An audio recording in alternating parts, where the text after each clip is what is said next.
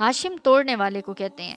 چونکہ انہوں نے عوام کو اپنے ہاتھوں سے روٹی توڑ توڑ کے کھلائی تھی، اس لیے انہیں عوام کی طرف سے یہ حقیقت افروز لقب ملا، جو قیامت تک ان کی اس حسین صفت انسان دوستی اور پاکیزہ خصلت کی یاد تازہ کرتا رہے گا۔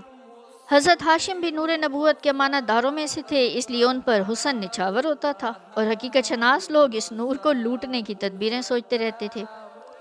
زرقانی میں ہے، اور نور محمد کی شعائیں ان کے چہرے پر درخشاں اور کرنیں ذو فشاں رہتی تھیں۔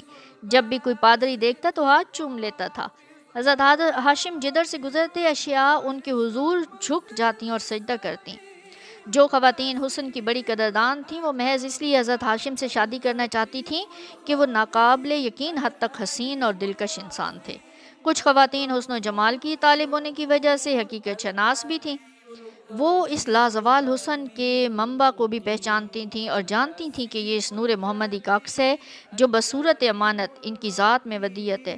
وہ ان سے شادی اس لیے کرنا چاہتی تھی کہ اس نور سے فیض یاب ہوں اور اس کے امانت داروں کی برگزیدہ صف میں شامل ہوئیں۔ شاہ روم ہرقل تورات و انجیل کا بڑا ماہر اور بڑا پڑھا لکھا بادشاہ تھا۔ ہاشم اس کے دربار میں آتے جاتے تھے۔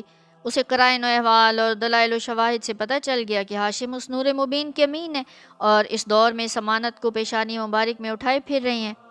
اس نے پیشکش کی کہ میری پاک باز لڑکی بڑی حسین ہے، میں آپ کی شخصیت، شرافت اور تقوی و طہارت سے بے حد متاثر ہوں اور چاہتا ہوں کہ اسے آپ کی زوجیت میں دے دوں، اس لیے آپ میرے ملک میں تشریف لے آئیں۔